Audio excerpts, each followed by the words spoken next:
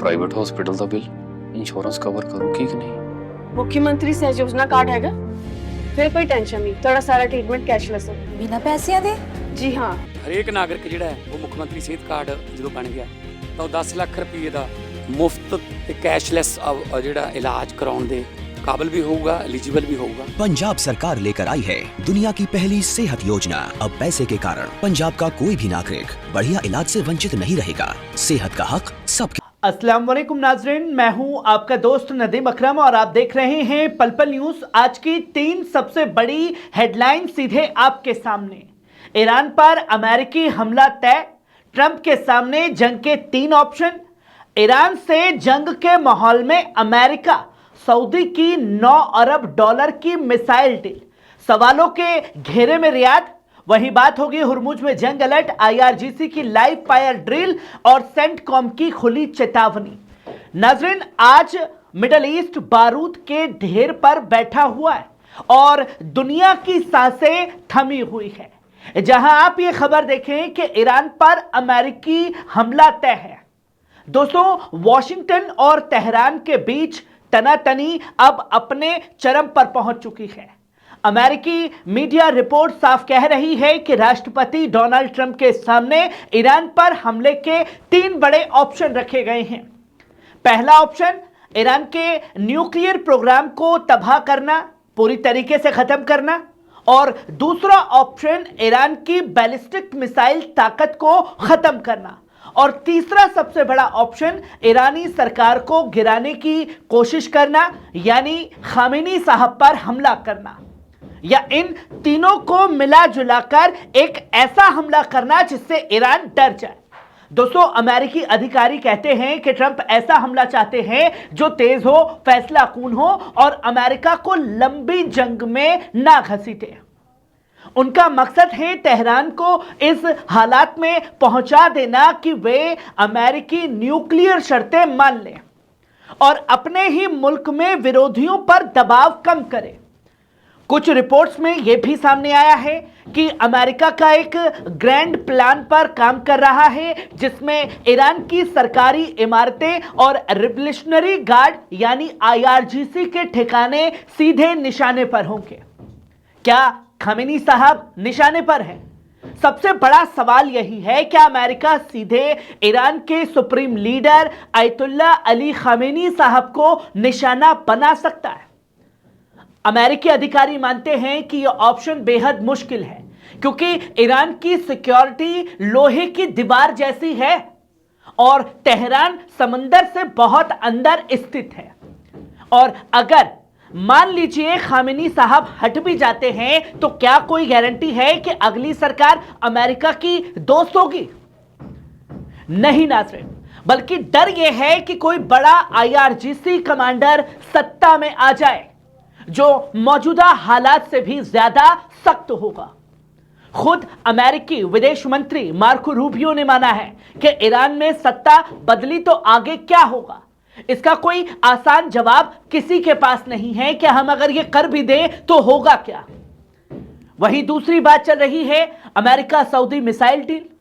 दोस्तों, सबसे चौंकाने वाली खबर सामने आई है और सऊदी अरब इस जंग के बीच में क्या कुछ कर रहा है किसी को कोई अंदाजा नहीं।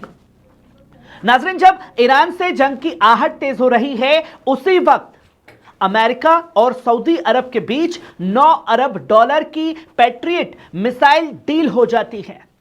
क्या यह सिर्फ महज इत्तेफाक है या किसी बड़ी जंग की तैयारी है? पेंटागन कहता है यह सौदा सऊदी की सुरक्षा मजबूत करेगा। US स्टेट डिपार्टमेंट क्या कहता है? वो कहता है यह अमेरिका की नेशनल सिक्योरिटी और खाड़ी की स्थिति के लिए जरूरी है। इस डील में आखिरकार शामिल क्या है? इसमें शामिल है करीब 750 पैट्रियट मिसाइलें और उनसे जुड़ा आधुनिक सैन्य सिस्टम। लेकिन नाजरीन, सवाल यह है, जब ईरान और अमेरिका आमने सामने खड़े हैं, जब हरमुज में जंग का अलर्ट बचा हुआ है, तब सऊदी अरब इतनी बड़ी मिसाइल डील आखिरकार कर क्यों रहा है? क्या सऊदी अरब ईरान के खिलाफ किसी बड़े मोर्चे की तैयारी कर रहा है या फिर अमेरिका उसे फ्रंट लाइन स्टेट बना रहा है? ये तस्वीरें लोगों के सामने हैं। ये डील उसी वक्त सामने आई है जब सऊदी रक्षा मंत्री खालिद बिन सलमान वॉशिंगटन पहुंचे।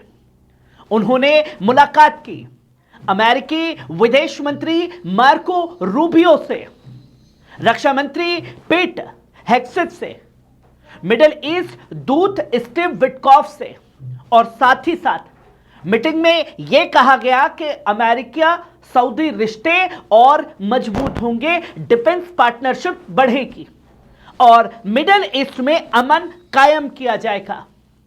लेकिन नाजरीन, इतिहास गवाह है, जहां हथियार जाते हैं वहां कभी अमन नहीं बल्कि जंग आती है और जंग जाती है। इसलिए सवाल उठाना लाजमी है, क्या सऊदी अरब ईरान के खिलाफ किसी आने वाली जंग का हिस्सा बनने जा रहा है? वहीं आप ये तीसरी खबर देखिए, हुर्मुज में जंग का अलर्ट, सेंटकॉम और आईआरजीसी आमने सामने। दोस्तों, ईरान के आईआरजीसी ने यह खुल करके ऐलान किया है कि वे 1 और 2 फरवरी को हुर्मुज में लाइव फायर नौसैनिक अभ्यास करेगा। इसके बाद अमेरिका की सेंटकॉम ने खुली चेतावनी जारी कर दी है। सेंटकॉम ने कहा है कि यह अभ्यास सुरक्षित और प्रोफेशनल होना चाहिए। इंटरनेशनल समुद्री रास्तों को कोई खतरा नहीं होना चाहिए और साफ चेतावनी दी है, अगर अमेरिकी जहाजों के ऊपर उड़ान हुई, तेज रफ्तार नावें पास आई या हथियार ताने गए तो जवाब सख्त होगा। सोचिए, सुपर पावर को डर लगा है लाइव फायरिंग से। डोनाल्ड ट्रंप कह रहा है कि ईरान समझौता करना चाहता है, पर यह लाइव फायरिंग कुछ और बयां कर रही है। डोनाल्ड ट्रंप ने कहा, मैंने ईरान को समय सीमा दी है, लेकिन वो सिर्फ तेहरान जानता है। यानी दोस्तों, मुंगेरी लाल के सुनहरे सपने भूरे चच्चा के इस जंग के दौरान चल रहे हैं। ईरान का जवाब भूरे चच्चा को क्या मिला है? ईरान के विदेश मंत्री अब्बास अराक्ची ने कहा, हम न्यूक्लियर बातचीत के लिए तैयार हैं, लेकिन बराबरी और इंसाफ के साथ। और साफ शब्दों में कहा, ईरान की मिसाइल ताकत किसी भी बातचीत का हिस्सा नहीं बनेगी। वहीं ईरान ने चेतावनी दी, अगर अमेरिका ने हमला किया तो जवाब तुरंत और ताकतवर होगा। ये 1-2 घंटे की या 1-2 सेकंड की जंग नहीं होगी कि आए मारे सब खत्म का ऐलान कर दिया और हो गया सब बंद, अब सीज फायर। एक तरफ ट्रंप का अल्टीमेटम, दूसरी तरफ ईरान की मजबूत तैयारी, तीसरी तरफ सऊदी अमेरिका की मिसाइल डील और बीच में हुर्मुज, जहां से दुनिया का आधा तेल गुजरता है। दोस्तों, यह सिर्फ ईरान और अमेरिका की लड़ाई नहीं रह गई, यह पूरी दुनिया की किस्मत का सवाल बन चुकी है। अब सवाल सिर्फ एक है, क्या यह टकराव बातचीत में बदलेगा या फिर मिडिल ईस्ट से इतिहास की सबसे बड़ी जंग होगी और इतिहास के पन्नों में दर्ज होगा नाम ईरान का, दर्ज होगा नाम खामेनी साहब का। दोस्तों, अगली बड़ी खबर के साथ मैं फिर आप लोगों के साथ हाजिर होऊंगा। तब तक के लिए मुझे दीजिए इजाजत। खबर कैसी लगी कमेंट बॉक्स में आकर के अपनी राय जरूर दीजिएगा और ज्यादा से ज्यादा हर एक वीडियो आप लोगों तक पहुंचे तो वीडियो को अपने लोगों के साथ शेयर कीजिएगा। शुक्रिया।